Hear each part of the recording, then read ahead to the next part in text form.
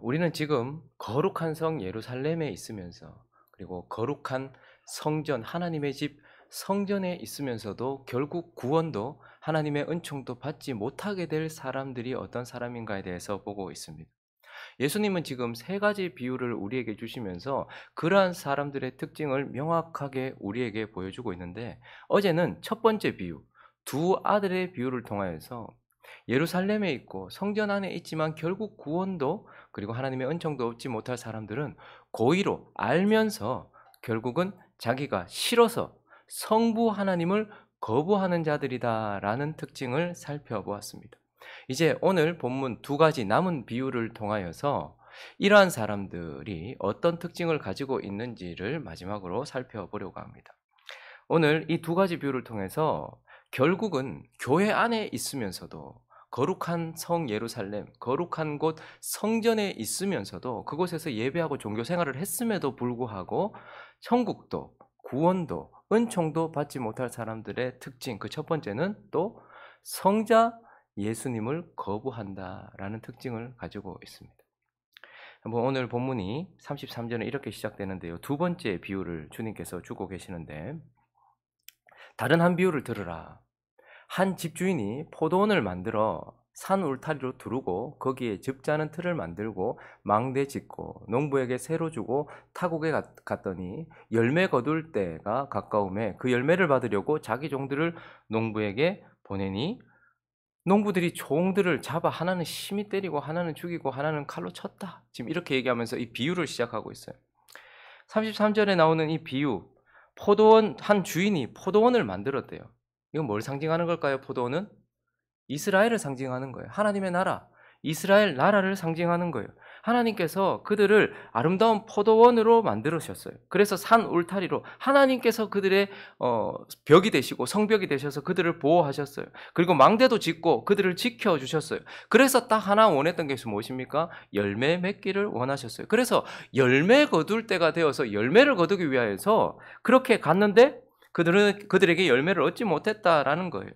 그런데 이 비유에서 정말 핵심, 결국 주님이 하고 싶은 말은 무엇이냐면, 계속해서 보시면 37절을 볼까요? 후에 자기 아들을 보내며 이르되, 열매를 거두려고 종들을 보냈는데 열매를 얻지 못했어요. 그래서 자기 아들을 보내면서 내 아들은 존대할 것이다 라고 하였더니 농부들이 그 아들을 보고 서로 말하되 상속자다, 죽이자, 그 유산을 차지하자라고 마음만 먹은 것이 아니라 잡아서 진짜로 죽여버렸다라고 이렇게 말하면서, 이 비유의 핵심은 그들이 아들을 죽였다라는 거예요. 그래서 이 비유를 통해서 주님께서 말씀하고자 하는 것은 결국 천국도 구원도 하나님의 은총도 잃어버리는 사람들의 특징은 그 아들, 첫 번째 비유에서는 아버지를 거역했다라는 것이 핵심이었어요. 두 번째 비유에서는요, 그 아들을 거역한다, 그 아들 예수 그리스도를 거역하고 그를 죽인다, 그를 거부한다, 이것이 핵심이다라는 것입니다. 그래서 성자 예수님에 대한 거부는 말씀을 거부하는 특징을 가지고 있어요. 말씀을 거부한다라는 것으로 드러납니다. 우리가 언제 성자 예수님을 거부했나? 말씀을 거부하는 것이 성자 예수님을 거부하는 것입니다. 이사야도 오늘 본문과 똑같은 말씀을 했거든요. 이사야가 비유를 들었어요. 이사야서 5장 1절부터 보시면, 나는 내가 사랑하는 자를 위하여 노래하되 내가 사랑하는 자의 포도원을 노래. 내가 사랑하는 자, 하나님에게는 포도원, 이스라엘이라는 하나님의 나라가 있어요. 내가 사랑하는 자에게 포도원이 있으며 심히 기름진 산으로다. 땅을 파서 돌을 제하고 극산품 포도나무를 심었다. 그 중에 망대를 세웠고 또 그 안에 술틀을 팠고 좋은 포도 맺기를 바랐더니 들포도를 맺었도다. 예루살렘 주민과 유다 사람들아, 구하노니 이제 나와 내 포도원 사이에서 사리를 판단하라. 내가 내 포도원을 위하여 행한 것 외에 무엇을 더할 것이 있으랴. 내가 좋은 포도 맺기를 기다렸거늘 들포도를 맺음은 어찌미냐, 이렇게 말했어요. 그러니까 하나님께서 지금 예수님이 말씀하신 것과 똑같은 이사야를 통해서 똑같은 말씀을 하시면서, 내가 이스라엘을 아름다운 포도원으로, 그리고 극상품 포도나무로 심고 산울타리를 두르고 술집 그것을 파고 망대도 짓고, 그래서 내가 돌도 제거하고 거름도 주고 열매를 바랬다. 그래서 열매를 얻기 위해서 하나님께서 이스라엘 백성들에게 주신 것이 뭐죠? 율법이에요. 율법이라는 하나님의 거룩한 계명을 주셔서 그 율법대로, 그 하나님의 말씀대로 살기를 바라면서 우리의 삶이 그러한 율법에 합당한 열매를 맺기를 원했단 말입니다. 하나님이 지금도 저와 여러분에게 하나님의 말씀을 주세요. 예수 그리스도의 계명을 주세요. 성령의 감동을 주세요. 왜요? 듣고 감동받으라고 주시는 것이 아니라 삶으로 살아내서 열매를 원한단 말입니다. 그래서 하나님은 이스라엘 백성들에게 열매를 얻고자 율법을 주었어요. 하나님의 말씀을 주었단 말입니다. 이방인들은 없었던 거예요. 그런데 어떻게 되었습니까? 그 율법을 거부했단 말입니다. 그 말씀을 거부했단 말입니다. 그래서 들포도를 맺었다. 자기 하고 싶은 대로 육신대로 살아가고 죄를 따라 살아갔다라고 말하면서 성자 예수님에 대한 거부는 말씀에 대한 거부로 인하여서 열매 없음으로 드러난다는 특징을 보여주고 있어요. 그리고요, 성자 예수님에 대한 거부는 회개 없음으로 드러나요. 무엇인가 하면 여러분 언제 선지자들을 보냅니까? 오늘 34절부터 36절을 보시면요. 열매 거둘 때가 되어서 이만하면 이제 열매 맺지 않을까. 그래서 열매 거둘 때가 가까움에 그 열매 받으려고 자기 종들을 농부에게 보냈대요. 종들을 보냈는데 종들을 잡아 하나는 심히 때리고 하나는 죽이고 하나는 돌로 쳤다. 이렇게 말하고 있어요. 또 다른 종들을 처음보다 많이 보냈대요. 그들에게도 그렇게 했다라고 말해요. 이 말은 뭐죠? 그들이 율법을 줬어요. 모세를 통해서 하나님께서 율법을 줬어요. 그래서 율법대로 살아가는 삶, 열매를 바랬는데 그 율법은 그러니 그들이 삶을 살아가야 되는 기준이었어요. 율법은 하나님의 말씀은 하나님의 백성들, 포도원에 있는 포도나무가 살아가야 될 기준이에요. 그런데 그 기준에서 벗어나잖아요. 모세의 율법에서 벗어나고 하나님의 말씀에 벗어나잖아요. 그러면 하나님은 바로 선지자들을 보내세요. 그래서 너희가 이런 부분에 있어서 율법에서 벗어났다. 너희가 이런 거. 그래서 열매를 얻게 하시려고. 열매 맺는 삶을 살게 하시려고 하나님은 사람들이 기준에서 벗어날 때마다 선지자를 보냈단 말입니다. 그런데 어떻게 할까요? 그 기준으로 돌아오라고 보낸 선지자들을 다 잡아 죽였어요. 돌로 쳐 죽이고 톱으로 켜 죽이고 이사야도 톱으로 켜서 죽이면 당하잖아요. 그러니까 너희가 지금 하나님의 말씀에 어긋났어. 그러니 돌아와야 돼. 이건 이렇게 해야 돼. 제사장들은 이렇게 돌아와. 라고 말하면 그러한 선지자들을 다 잡아 죽임으로써 결국은 어떻게 합니까? 말씀에 대한, 율법에 대한 거부, 그리고요, 돌아오라고 말하는 선지자들을 통해 주시는 말씀까지도 거부하고 결국은 열매를 거두기 위하여 아들도 보냈는데 말씀이 육신이 되신 그 아들까지도 죽임으로써 결국은 열매도 없어. 말씀을 거부하고 회개도 없어. 끝까지 말씀을 거부하는 모습을 보인다. 이것이 바로 성자 예수님에 대한 거부의 특징이라는 말입니다. 그러므로 구원도 하나님의 은총도 얻지 못하게 되는 사람들, 그것도 성전 안에서 있으면서도 그러한 사람들의 특징은 바로 성부 하나님을 거부함과 동시에 성자 예수님, 말씀을 거부하고 말씀대로 살지 않고 회개하지 않는다라는 특징을 가지고 있다라는 것입니다. 자, 그리고 마지막으로 이제 이 세 가지 비유 가운데 세 번째 비유를 통해서 우리에게 말씀하시는 것은 이러한 자들은 성령 하나님을 거부한다라는 특징을 가지고 있습니다. 이제 마태복음 22장은 마지막 비유가 나오는데요. 1절부터 보시면 예수께서 다시 비유로 대답하여 이르시되 천국은 마치 자기 아들을 위하여 혼인잔치를, 지금 이제 세 번째 비유는요, 아들을 위하여, 그 아들이 부활하셨잖아요. 그리고 그 아들이 이제 혼인잔치를 준비하고 있어요. 그래서 하나님은 그 아들을 위한 혼인잔치를 준비하시고 그렇게 지금 준비하셔서 3절에 보니까 어떻게 합니까? 그 종들을 보내 청한 사람들, 이미 그 아들과 언약을 맺은 사람들, 유대인들은 시내산에서 하나님과 언약을 맺어서 하나님의 백성이 되기로, 그리고 그리스도의 신부가 되기로, 저와 여러분은 그리스도의 신부가 되기로 언약을 맺었단 말입니다. 그래서 처음 사람이 아니고 청한 사람들을 혼인잔치에 오라 했다, 이렇게 말씀하고 있어요. 그런데 오기 싫어했다, 이렇게 말해요. 이 비유는 결국 뭐죠?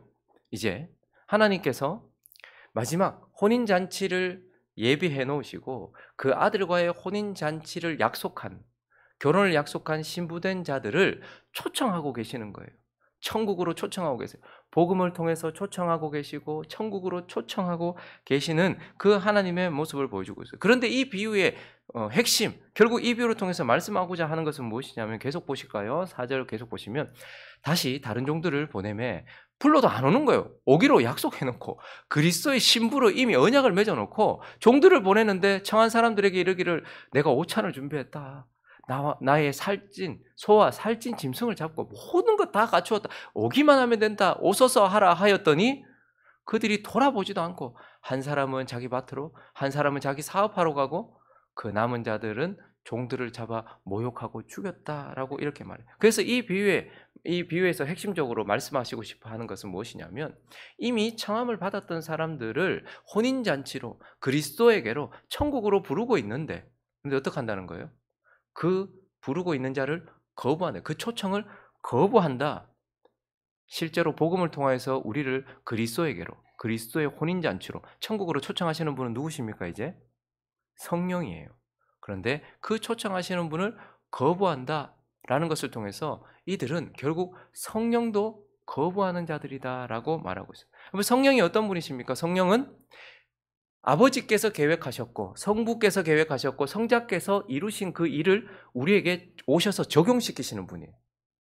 그래서 2000여 년 전에 있었던 그 십자가 사건이 지금 우리 가운데 계신 성령으로 통하여서 적용이 돼요. 그리고 성령은요, 우리를 그리스도께로 초청하세요. 그리스도를 바라보기도 하지만 그리스도께로 복음을 통하여 초청하시는 분이시다라는 것이에요. 그런데 그 성령은 또 어떻게 초청하십니까? 교회를 통해서 초청을 하신단 말이에요. 성령이 직통계시로 하는 것이 아니라 성령은 지금 모든 사람들을 그리스도의 혼인잔치로 초청하고 있어요. 복음으로 천국으로 초청하고 있어요. 그런데 누구를 통해서요? 저와 여러분, 교회를 통해서 성령이 지금 초청을 하고 있다는 말입니다. 그런데 그들은 결국 교회, 그 종들의 부름을 거부함으로써 혼인잔치에 가기를 거부함으로써 성령 하나님도 거부하고 있다라는 것을 우리에게 보여주고 있습니다. 이 성령에 대한 거부는 어떤 특징으로 드러나는가? 오늘 4절을 다시 보실까요? 4절을 보시면 다시 다른 종들을 보내어 이르되 청한 사람들에게 이르기를 내가 오찬을 지금 하나님께서 오찬을 준비하고 소와 살찐 짐승 잡고 모든 것을 갖추었다라고 말.